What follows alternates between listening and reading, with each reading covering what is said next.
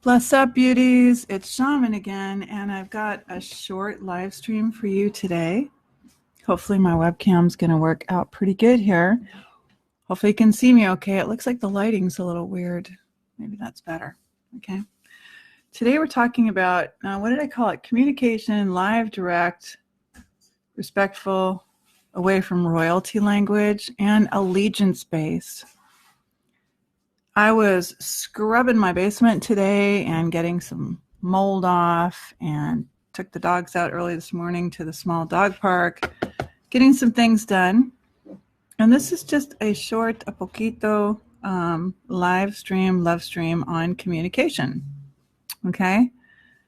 First of all, our communication can always be a little kinder, and mine too. And it can be a little bit more direct. Don't beat around the bush. I know we've all been taught this, and it's been passed down from many of our elders, because they too were spongy. They absorbed a lot of the programming, the modern day programming, which doesn't work in our favor. Imagine now you're raising a small child and you say, "Get off of that. You're going to fall. Don't forget your homework. I told you not to date her." All of these things are ways that we communicate, and we've heard in many, many families, all the people around us, but they don't really serve us. Not really. Okay? Instead of saying, "Don't forget," how about saying, "Please remember"? And you're probably going, yeah, of course, we get all that. But sometimes we do forget to speak in a language of what we want to produce, and not just what we don't want people to do. Okay? So let's say remember instead of don't forget. Instead of "you're going to fall," or "I don't want you to get hurt," you could say, "Please be really careful. You're important and precious to me. You matter." Instead of "you bitch, I can't believe you did that to me," when I provide guidance with my clients, I say instead, turn around and say, "Ouch, that really kind of hurts. Ouch." These are a little more effective. You hear me speaking about English, or what I call, English, which became a very dominant language by dominant people. Doesn't make it bad, but what I'm saying is it's not really the most effective tool for trust building, group mind, and the things I find are important, which are cooperation, compassion. What's up, Kim? Good to see you. English, a land gauge language, is not really the most effective tool that we have in our medicine bag if we want cooperation, compassion, empathy, and respect. So as I was just saying, it's far different than to say, "Well, that damn bitch, I can't believe she did that to me," or just "fuck off." It's a lot easier to say, "Ouch." If you teach, guide, model for your children to say, "Ouch." One thing I can say about Zahwa is he is a phenomenal direct communicator. Phenomenal. He doesn't fill it up the space with all the words. He just makes a very succinct, direct statement. And that takes practice. Okay? It takes temperance. Temperance is a good card in your tarot deck too, the temperance card. So instead of teaching the children, "Don't forget, don't you forget," with your pointer finger, which is a sword, and I always kind of dodge the pointer finger and kind of move away, say, "Please remember." Instead of "You're going to fall," "Please be careful. You matter. You're important to me. I want to make sure that you have a good time today," is different than "I want to make sure you don't get hurt. I'm worried that you get hurt." Okay. Is different than "Please have a good time." Now, these are all things that I learned taking a 4-unit child development class at Cabrillo College with a phenomenal teacher in Capitola, right outside of Santa Cruz, my home, the West Coast. And I also learned them in 2000, the year 2000, 18 years ago, working for the Santa Cruz Waldorf School in the office directly for Sarah Walsh, who was the administrator at that time. And that was really an honor to work there. I mean, that was like, you're going to pay me and I get to be here every day? Whoa, you know. And on every Thursday, we had staff trainings, and we went to one called NVC Language, which stands for Nonviolent Communication by Marshall Rosenberg out of Excelsior, Minnesota. Together with what I'd learned with almost 18 years, a lot of 18s in there, doing some mediation, a ton of interviewing people, a huge amount of research, and a lot of writing motions and moving papers and interfacing with the courts. I do have my paralegal certificate with a specialty emphasis rather in family law, and I worked for family law specialist attorneys after I did my internship for over 10 years. So you learn a lot about persuasive language, but just about language in general. Okay? So let's get into a couple of other things. Do we still continue to use that we check in and sell our hours to as our boss? I'm not going to, and I stopped doing that decades ago, even when they were very clear that that was my boss. I said, I don't have a boss, but I do work with people.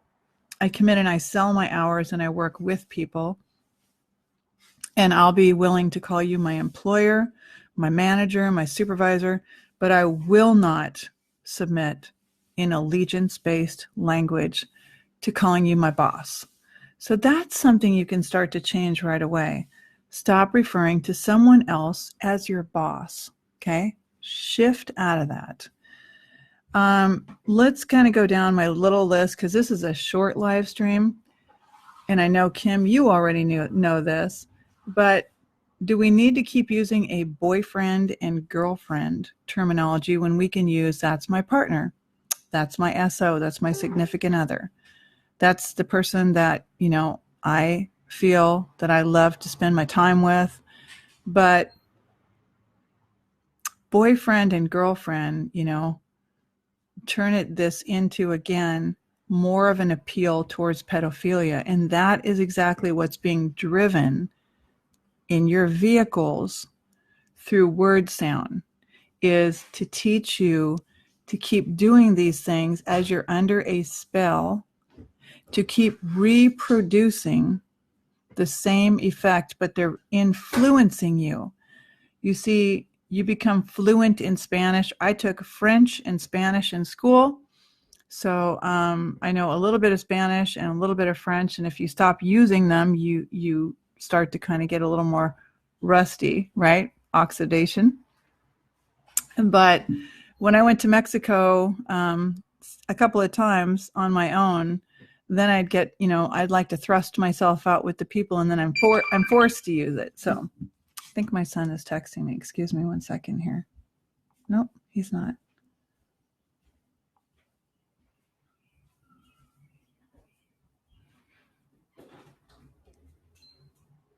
Oh, okay.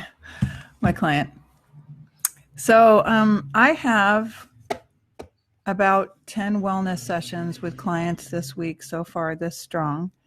And I love what I do. And I have a lady that's getting an hour and a half massage at 6 o'clock tonight to be kind of fun. So I got up and got my dogs to the dog park by 8, got on the screen by 9, got my basement scrubbed because I had some mold on the walls. And I get up and I get things done. I'm going to go for a walk, get my teeth cleaned at the dentist. And some days I maximize it with things I need to do more than others. Today's one of those. And I thought I'll do a quick live stream because I feel kind of fired up to do it. All right, so we talked about boy and girlfriend.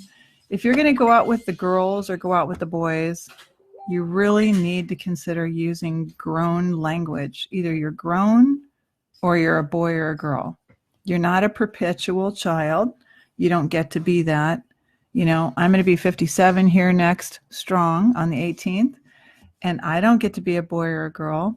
I'm heading towards 60 years old, and I'm so thrilled because I get to be alive this long, and I get to have all of this information and knowledge, rather, in my memory banks. So English is a very ineffective land gauge. It's not effective at all for many of the things that we want to do. And that's because it is set up as an other-based language. And it took me a long time to really wrap the thinking around, see there's another spell, to wrap your mind around is what we would call it, but to reason why it is an other-based language. We have friends and associates, right? And business partners and people we work with. But if you look at how most African families did things, they actually did things more like they referred to everyone as family. So that's my brother, that's my African brother over there, that's my sister. If you look at the Eurocentric models, you see more of disconnected. You see more, well, that's just that, and you'll hear it like this too. That's just my friend over there. Well, I'm not really friends with her anymore. Okay, so think about all this. Think about the boss. And now let's go down to kind of my last item on the list here is, if you hear someone talking, and especially I'd never heard it before until I got up here to Minnesota, but people would say, could you borrow me a couple bucks right now? And huh? Oh, can I loan you? Yes, I can loan you. I'll be happy to lend you, or happy to give you, right? A couple bucks if it was a couple bucks. Or the cigarette, could you borrow me a cigarette? No, I can give you a cigarette, or I can loan you a cigarette and you can pay me a cigarette back, or whatever the case may be, right? Awesome, Kim. I hope you do. I'm working a lot today, so if I miss it, I'm definitely going to go back and check it out. So bless up to Steve, because sometimes you don't see a lot of these people. They jump on and they watch, but they don't click like it. And I guess if you don't really like my live streams and what I have to offer, then I really should be taking them to YouTube anyway, right? It's a lot. I went to go see my old friend, and she was so awesome. My old counselor was at the store today. They're not old. They might be old. Chances are it's a former counselor or your, former schoolmate, but it's not an old, okay? So be careful that you're using things and that you're communicating as effectively as possible. And the last thing is royalty language. This is all over Facebook, right? Hey, what's up, king? What's up, queen? I mean, wagwan, wagwan, king. What up? What's going on, man? What's good? Hey, what's up? Yerp. Are you a king and a queen? Because you bash the shit out of the royalty in England and you talk about it non-frickin' stop, but you're the first person I see to pound up, hey, king, what's up? Are you a king? Are you a queen? Did you really absorb the sponges, right? Did you absorb royalty language, or do you talk out two sides of your mouth? Because, oh, the queen is a bitch, she's a lizard up in England, but I'm a queen, right? I'm the real queen. Well, you're either a queen or you're not. And so, long ago, we had positions for people that were, whether you became a shaman or a priestess or an oracle, Delphi, all of these different things that people were called, it was after they'd become an elder and after they'd proven their knowledge and their wisdom. Okay. So you don't just get to be a king or a queen by view of your pigment or because you say that you are. Don't use royalty language and bespeak it on one side and then make yourself be royal on another. Okay. This is the necklace that my grandmother got me when I was 9 years old, and I had it redone. I don't know if you can see it here. Okay. At that time, she was Isis, but she's Aset to me. So let's look at abandoning girl, boy, the drive, the appeal towards pedophilia, the drive to be perpetually young. No, man, I'm going to be 60 pretty soon, and it feels great. It feels so good. It's going to feel even better when my family member is no longer addicted. Last night, I got a whole 5 hours of uninterrupted sleep. I don't know how you'd be functioning, but at almost 60, I'll have 2 wellness clients, an hour-and-a-half massage, a scrubbing of the basement, a walking of the dogs, getting all 3 of them to the dog park, cooking them livers and gizzards because they eat ancestral food, as much as I don't want to support that. And getting my son off to, about 15 minutes away off on a bus. And so what's your energy like? How much hair do you have? Can you drop into bed and go to sleep right away? Are you physically fit? A lot of people out there close to my age. And I saw them all, they were on the bandwagon to be raw, to be vegan, and they all fell off by the time they're my age. That's the truth. Or they're all sneaking burgers and steaks. I mean, they do a shit ton of comedies on TV and in the movie theaters and everything else about the sneaky vegans. So people will tell you all kinds of things. It doesn't mean that they actually do them. All right? They don't actually do them most of the time. They don't. And they get really pumped up to do something that matters a lot, and the system throws them curveballs, just like it did me. And it'll knock you down if you think you're a strong warrior, and you will have to pick yourself back up again. And I warn you, at the end of the game, it's like the Velveteen Rabbit. Your teeth may not be pretty because maybe they've drilled them all when you were a child. Maybe you lost a bunch of your eyebrows and you have to do like I do and use the Tarte and, kind of pencil them in. That's really the only makeup I wear because your thyroid has been radiated so much, and mercury and food chemicals that we didn't know about as children. But listen to your communication. Start to observe yourself. Notice how you shift into communicating differently around different people. When you go to mom's house, when you go to the friend, right? Do you still have friends? Do you have boyfriends and girlfriends? Do you have to be married? Do you need the state to approve it? I get it. I did family law for a long time. So I get it that you need to have the insurance and all the financial goodies and tax rebates that come with all of this. But we have to start selectively finding the things that we're willing to pull off of the system from. Okay? So I'm going to go enjoy a short walk and get to the dentist. And I have some insurance, so I get a 6-month teeth cleaning. Might as well. And do that. And meet a couple of clients and be very thankful for my day. I hope you have a great day. Wherever you are, look at your communication, observe it, learn from it. Speak with other people and don't cut them down, don't judge them, but just say, are you sure you want to, speak about royalty? They're there with their pantyhose and their clutches, and they're interesting to watch. In fact, I like Meghan Markle, the new Meghan, the new Duchess of Sussex. I mean, she's just such a sweetie pie.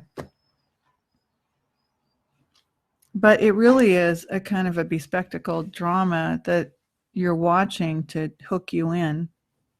They know her bloodline. They didn't just admit somebody for no good reason. So look to her mother and her father. Find out her blood type. Okay? All right. So a little more. Peace, peace.